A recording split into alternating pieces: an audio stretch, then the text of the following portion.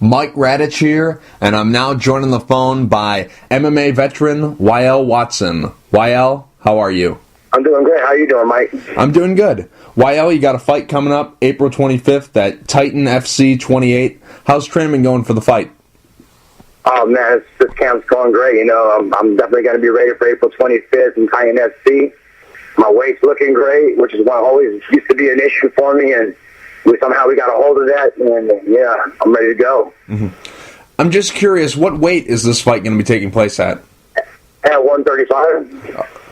Now, in the past, because I remember we talked back in September, and you were moving up to 145, because you said that 135, cutting the weight wasn't your strong suit. It would be better if you fight at a higher at a higher weight class. Why did you decide to drop back down to 135?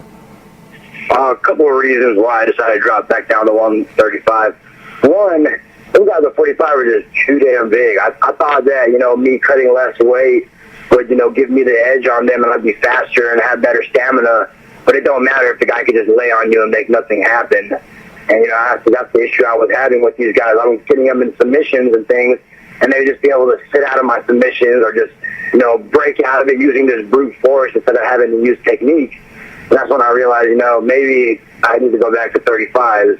And then, my strength and conditioning coach, Bill Crawford, he got me on a better diet. Thank God for that, man.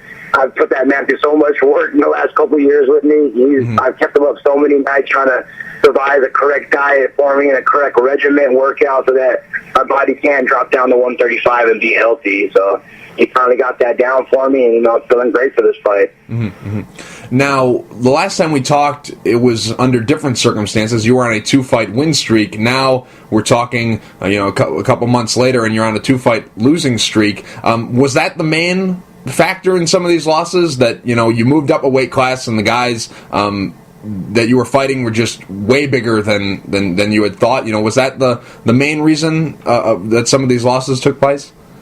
I mean, I hate to make any kind of excuse when you lose. When you lose, you lose. You go out there and you give everything you can. But it definitely had a lot to do with it. Against Nimanaki, I had him in good positions when we were fighting, and he was just really strong. He'd be able just to bust through my rubber guard, and I have a really good rubber guard. It's really hard to break out of my rubber guard, and he was just breaking through with his shoulders, and I was really amazed by how strong he was. And then when I fought Rodrigo Almeida, I felt like I won that fight, but the couple of times that I had him in deep submissions, I had him in a deep armbar, he just picked me up like I was a rag doll. Just picked me up in the air and slammed me.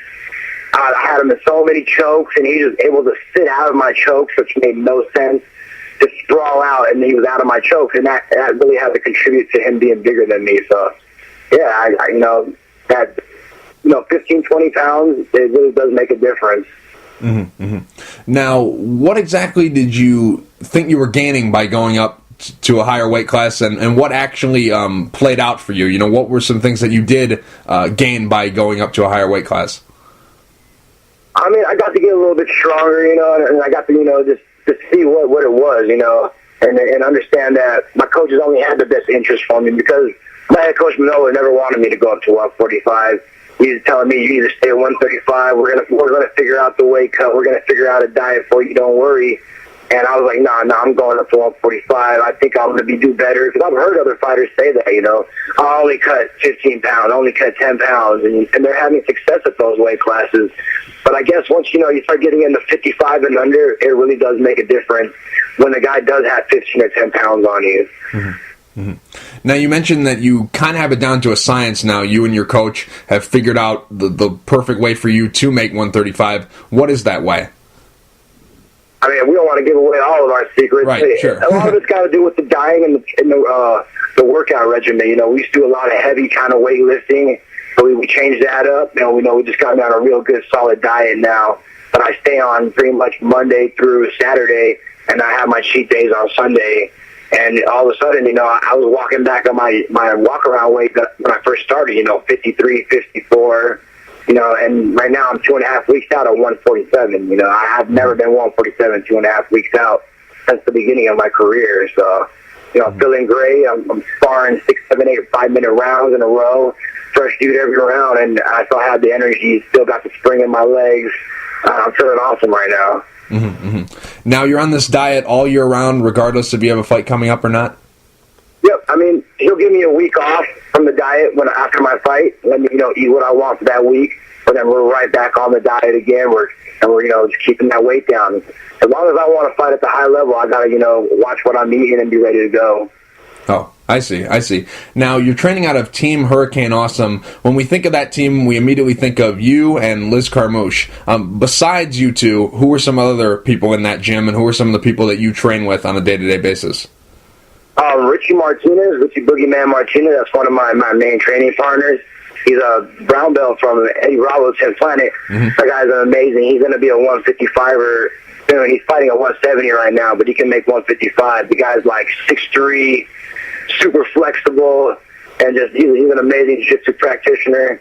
We're working on that stand-up right now, and he's getting it, man. So he's one of my main training partners. Then we have a stable of guys right now. I couldn't even go down the list of names.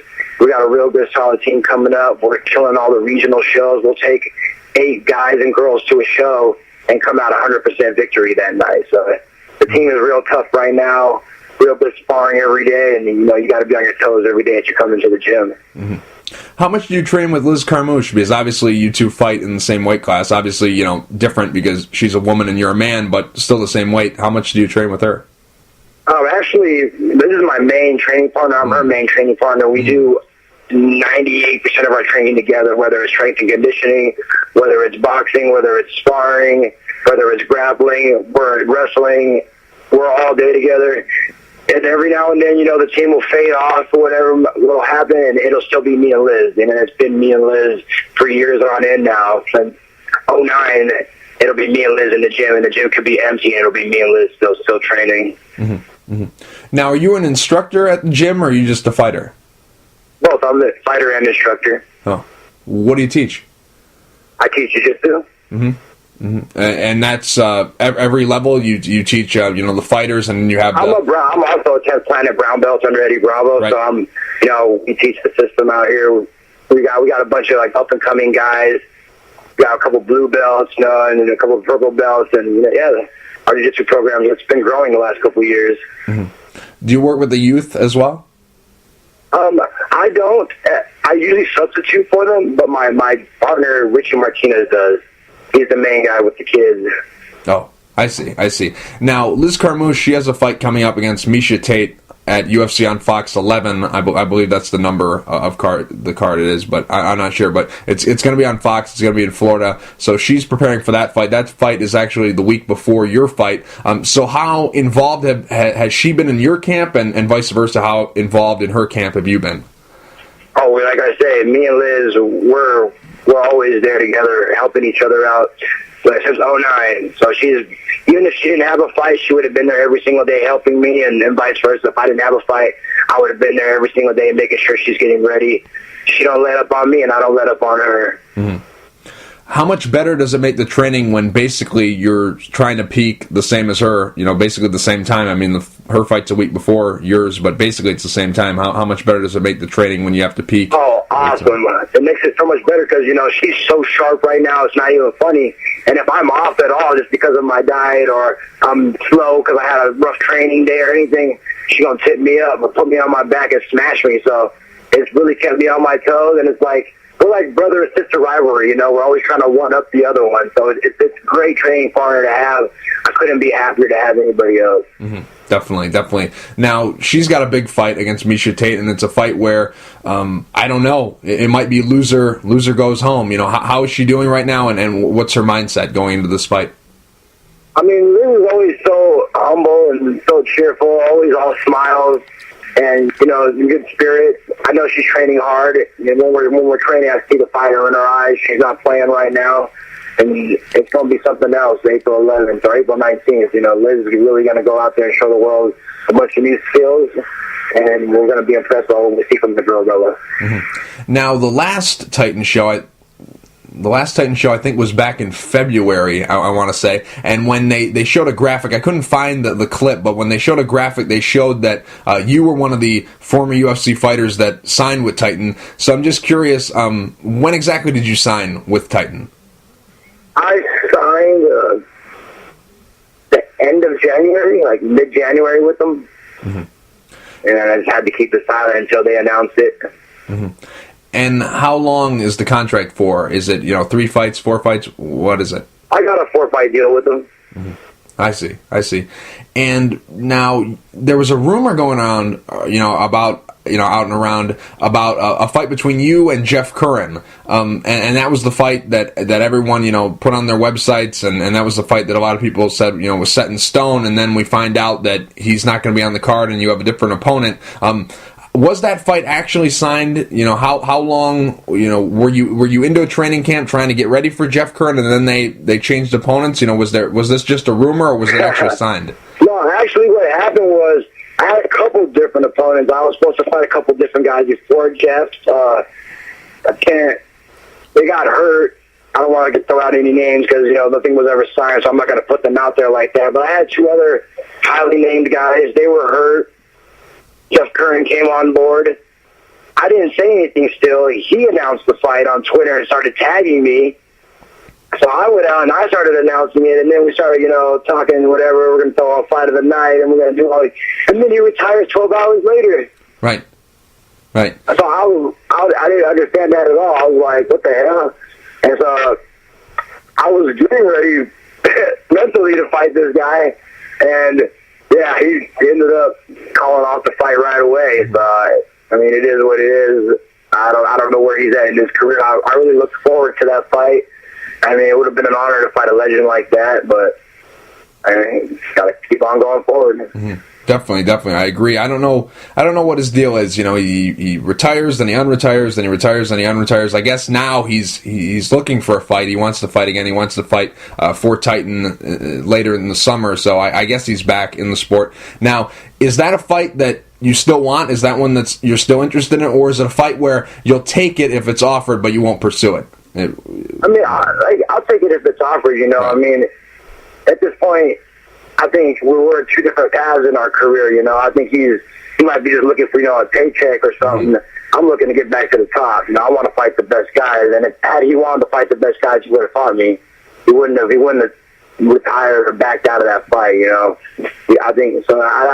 That's my opinion. I don't know. That's how I feel. I just feel like maybe we just got different motives right now in our careers, and I'm ready to fight everybody. If you're a 135er and you're standing in my way, I'm gonna fight you. That's all there is to it. If you're gonna make an announcement saying you're gonna fight me, I'm gonna fight you. I don't care. I'm ready to fight.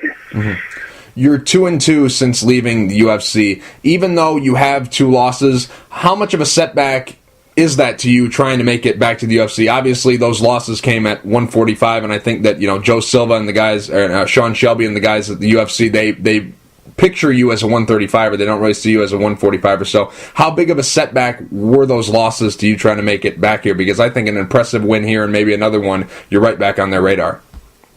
I kind of have to think about that. I think that also played a role in some of my fights. When I was on my 2-fight win streak, I was like, oh, man, if I get this win, I'll probably get back in the UFC, I'll be 3-0. And then after that, I was like, oh, man, now I got a setback. And, I really don't even think about that no more. I just think about what's in front of me, April 25th, William Joplin. That's the man in front of me. That's all I care about, getting a W. Get W's, and the rest will fall into place. Was it difficult for you to see that Tom Milanaki, after he had defeated you, he got signed to the UFC? Was that something that crossed your mind?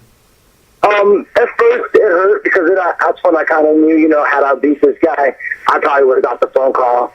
But then, to see him do good against such a high-level guy like Hani Yahya, it just confirmed, I didn't belong at that weight class. This guy, I was doing all right against him, and I had him in trouble more than Hani did, but I couldn't finish him because he was bigger than me. And then here he is annihilating Hani Yahya the next fucking month on TV. So it made me feel better, and it to assure that I probably should be fighting at 35. Now on April 25th, you're going to be taking on William Joplin. How much do you know about him?